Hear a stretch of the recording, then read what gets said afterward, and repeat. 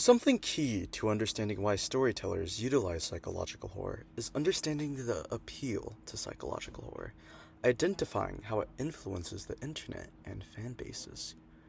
Even if you've never watched The Shining, you probably heard the phrase, "Here's Johnny."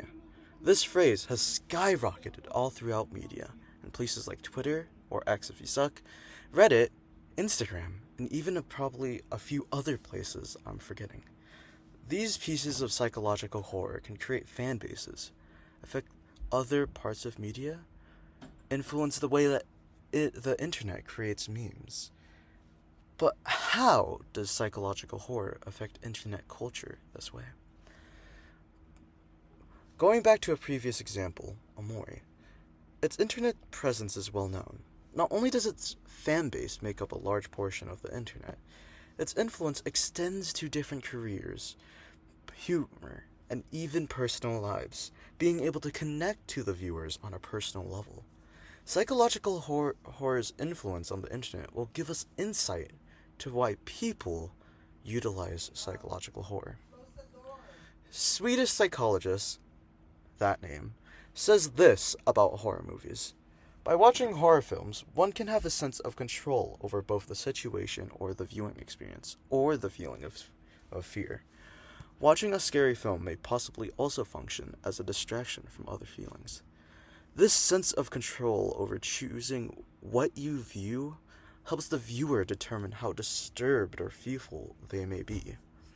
But as Ben Jordan states, psychological horror takes that exhilaration away from me and leaves me hopeless.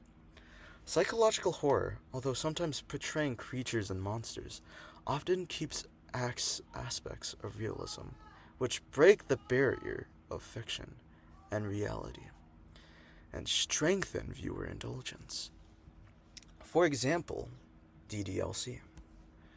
Doki Doki Literature Club, also otherwise known as Doki Doki Literature Club, I messed that up, is a psychological horror game that lures degenerates into the fake sense of security of playing a dating sim, only to flip the switch to reveal sensitive topics as the characters in the game are getting dealt with by the main antagonist, Monica.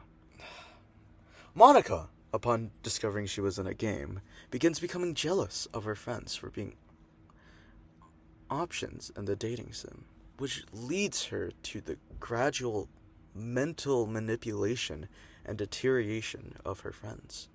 In order to remove them from the equation, and she does this in disturbing and genuinely realistic ways, which forces the player into a position to acknowledge her. The sense of realism within this silly concept, causing one of the characters, Sayori, and Yuri to go insane. These concepts are real and can scare the viewer due to this touch of reality. Someone can mentally take control of others and always can break them down. It could be out of jealousy, like Monica, or out of many other reasons. These more personal events can allow the viewer to connect deeply on a more personal level. This can also very well contribute to how psychological horror attracts viewers in. This feeling of deep connection, as many psychological horrors break the fourth wall, slowly and surely increasing its influence on the viewers, which then allows it to influence internet culture as a whole. As such, psychological horror, and its meticulously crafted method of getting fear out of the viewer, influences a large audience as a whole by connecting them to them on a deeper, more psychological level, causing people to both indulge in their horrors and cause them to create communities and fan bases around them.